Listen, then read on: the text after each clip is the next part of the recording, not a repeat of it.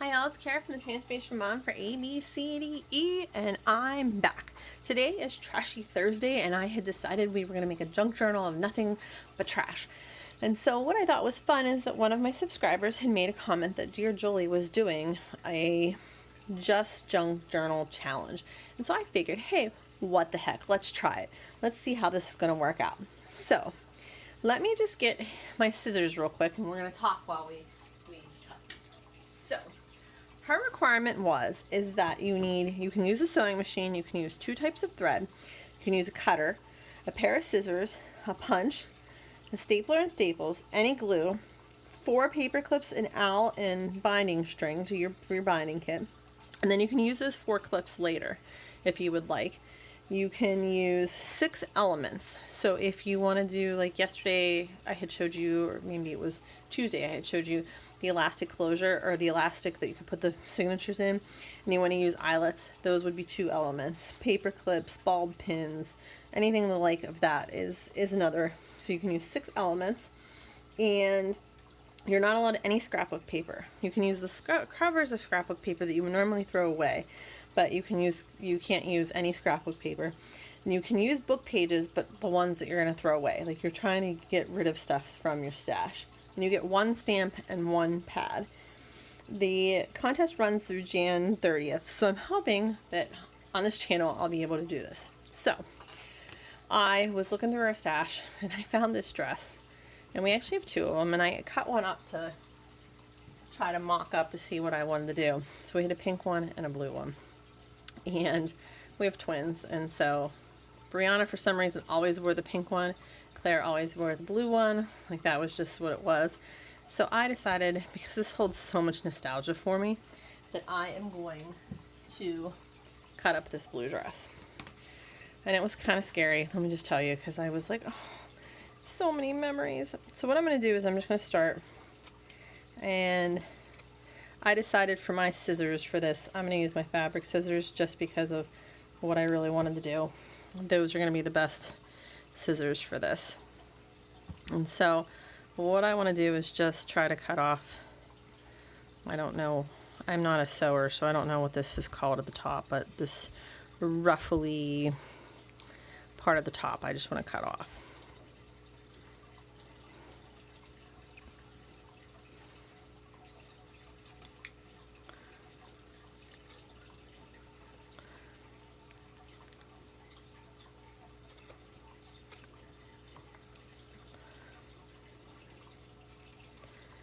And it's kind of funny, isn't something that's going to have some memories to it as a journal.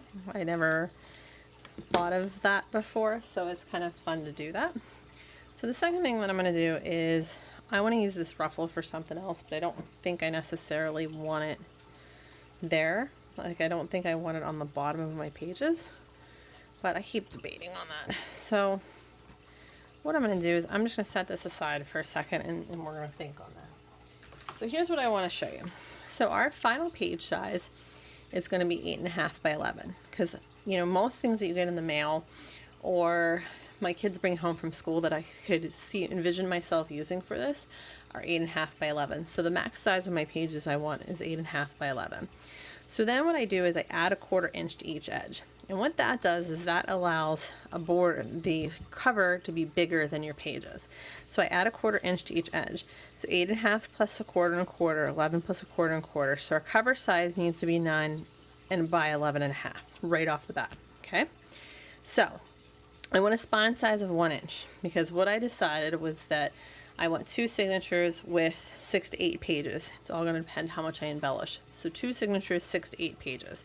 So what I decided is I am actually going to use this Coke box from our recycling, because I thought, why not? We'll put that in the middle. Like, you know, it's almost as thick as a manila folder that I normally use. Let's try it. So what you need is, you know, we knew that it needed to be 9 tall, and then we knew we needed it to be, you know, the 5.75 is, so this 5.75 plus 5.75 is the 11.5 plus the 1, you get 12.5. So the Coke box is going to need to be cut to 12.5. So we're going to start with that by 9. So what I'm going to try to do here is, now you see that I put anything in my Carl. Yep, I put anything. But first I'm just going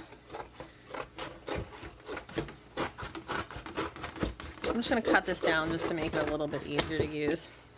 My husband's going to wonder why like half the Coke box is gone, but that's okay. He sometimes watches my channel.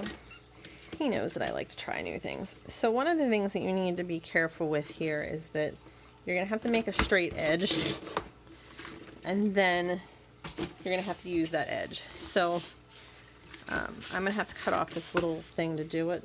Again, my cutter is a 15-inch one, so it actually ends up being really nice to do stuff like this, and that's kind of one of the reasons I bought it. So I'm going to use this straight edge here first, and I really want to make sure that both edges are straight. So I said that it needed to be 9 tall, so I am going to just go like that and make it 9 tall. And then I need 12.5.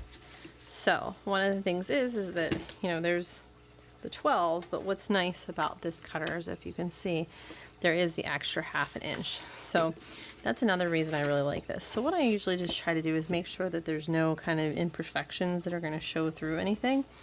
And so I think I'm going to take off that side to get it to 12.5. So there is our 9 by 12.5. There's, yeah, 9 by 12.5 piece. So I am going to just leave the cutter out because I want to show you what I'm going to do next. So we're going to go back to my cheat sheet here that's on part of the Coke box. So the fabric needs to have a 1/4 inch more around all 4 edges. So it needs 9 plus 1/4 plus 1/4, so 9.5, or 12.25 plus 1/4, which would be 13. So the fabric needs to be 9.5 by 13. So one of the things that I was noticing with this is that it might be hard pressed to get 13 out of it. We're going to see if we're going to need to manipulate it in some way. I thought about maybe cutting it so that the spine would happen right here on the seam, and then you would have this little pocket on the front. So I think that's probably what I'm going to do, but I'm going to just, you know, again, set that aside for now. And no matter what, scrapbook paper is 12 by 12. So I'm looking for something that's 9.5 by 13, which is not available. And my debate is that do I put some kind of other fabric on the inside and then put the scrapbook paper on top, or do I try to make the scrapbook paper wider? And so that's kind of one of my sticking points right now. I'm not really sure. So I'm going to go with what my original plan would be, and I'm going to do what Nik the Booksmith calls Franken pages. So I'm going to cut this part. I am going to take this bottom off that has the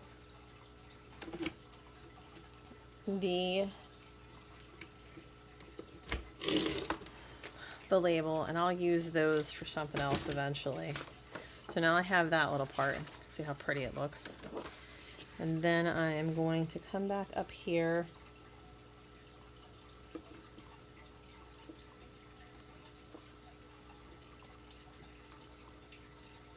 and I'm going to line it up, cut it. So now I have these two pieces. So now what I can do is I can use my sewing machine and sew these two together. But even sewed together, they're still not going to be quite tall enough or wide enough. So comes in the back part of that page, and I'm going to cut off these parts back here.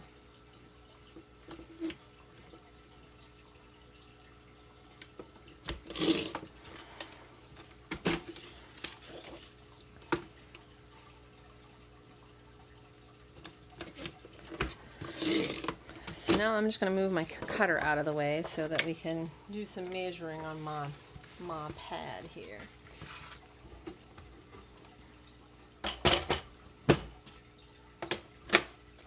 So here is my Coke box, right? And there's my Coke box. And let's set that aside. here is my one piece of paper. And if I let it go over a 1/4 inch, it's going to have that much. And then I'm thinking that we will put this over here like this, and it will overlap a 1/4 inch.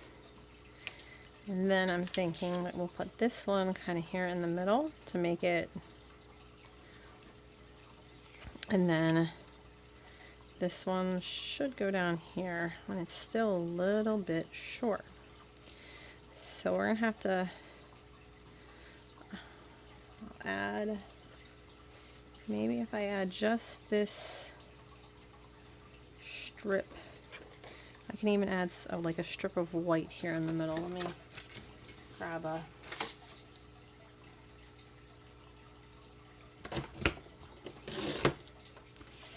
we'll completely do a Mod Podge cover. It'll be kind of fun. Or I mean inside. Or I might be trying to trim this up and go into something smaller. We'll see. So there is that part. I'm going to put that in there. We're going to put that over there. And there's kind of what the inside would look like. Just like that. So that's kind of what it's going to look like. And it's all going to be zigzag stitched together using the sewing machine. So I kind of like how that looks.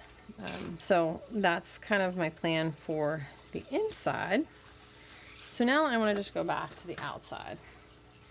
So my first thought was, and I am just going to use it, it's going to be kind of hard because of the ruffle and the way the fabric is, but if I put this in here, okay, come on, with the ruffle on, and I put it so that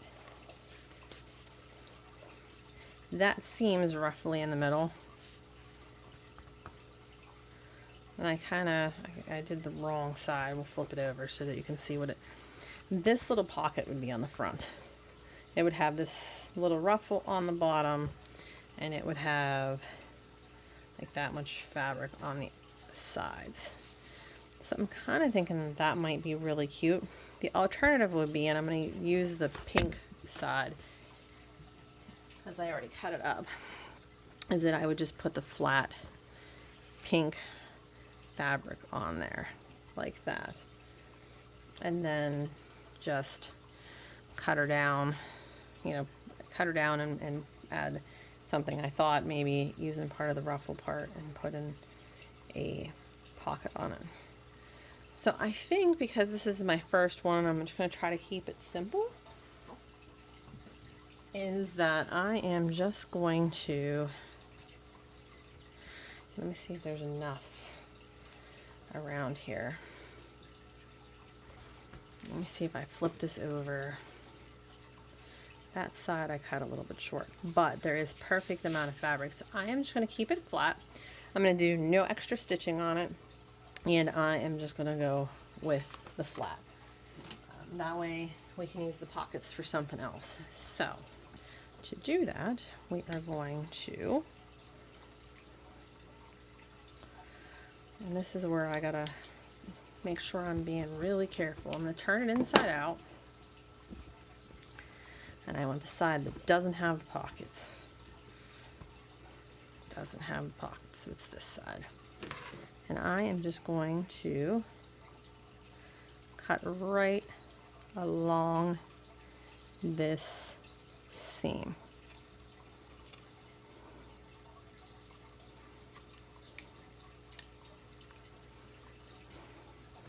Now, one of the things with this is that it's going to take a while for it to dry, so I am just going to be able to show you the first step of this, and then I'm going to have to let it dry, and we'll have to come back and reconvene. So I'm going to let it dry, the cloth part of it dry, and do my Fraken page, and then I'll come back with like a part 2 for you to see me put on the back paper. So I'm going to do that. And I just want to make sure before I cut off that ruffle that it's not going to be, where's my hook? Nope, it's going to be pretty much perfect. And part of the issue is that I know that it's tapered a little bit. And so that's the part of the problem here. So we're going to have to cut right off to the bottom there. Now, for something like this, I always like to use my fabric fix.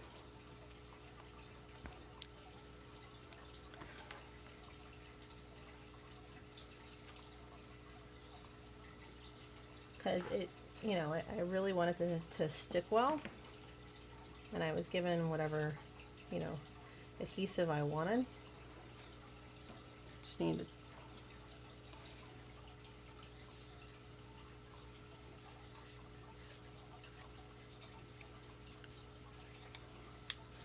So what I'm going to do first is I'm going to set this piece of fabric aside because I don't want to lose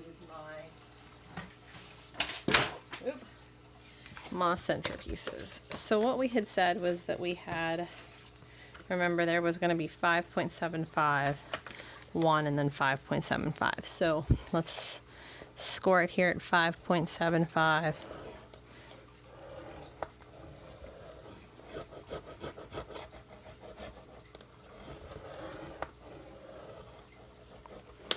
And 6.75, because that will give us the 1. And then hopefully when I flip this over, this should be 5.75. It should, see, it lines up. See, that's always a good thing, that when it lines up. Okay, so I'm just going to fold this a little bit just to start working the fibers, just to give it a little bit.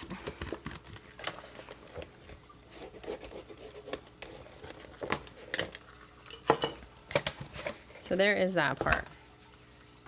And what I said is I'm going to try to use the brown side for the outside because I know the Coke won't show through the scrapbook paper. The scrapbook paper is pretty thick, so I shouldn't be able to see it, but I'm afraid that when I start adding this glue, it might be able to be seen through there. So what I'm simply going to do is lay down my fabric, lay down this. I want to know that I'm right in the center of it, so I'm going to flip this over. Again, I'm using my fabric tack by Beacon, and I am going to,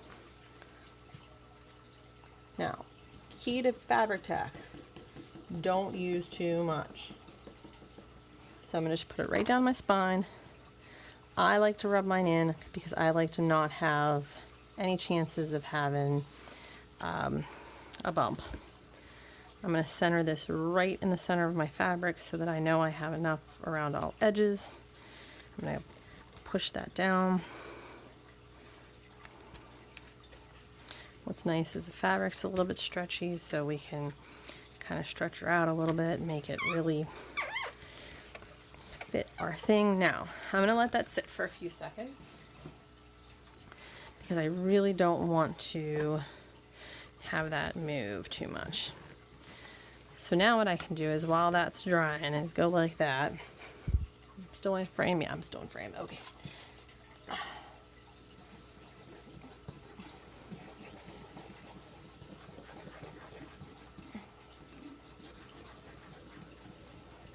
So the key to fabric tack is that you got to get enough on it, but not too much.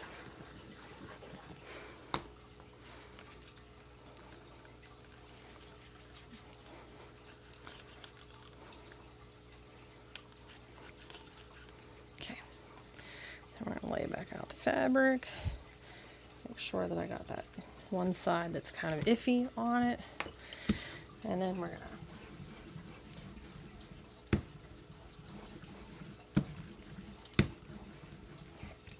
and then I flip it over here and put this side down. Now, after I put this side down, we are going to just have to let this dry. This needs to dry really, really well. So I am going to go do some other things, like I said, make the franking page, get ready for everything else, and then be able to show you how I finish this cover tomorrow.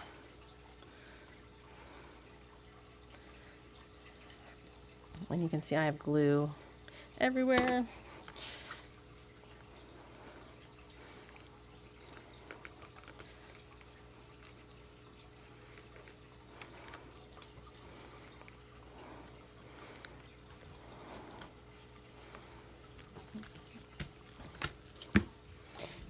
And there we go. So I'm going to let this dry and I'll be back with you soon. Again, it's Kara from the Transformation Mom for ABCDE.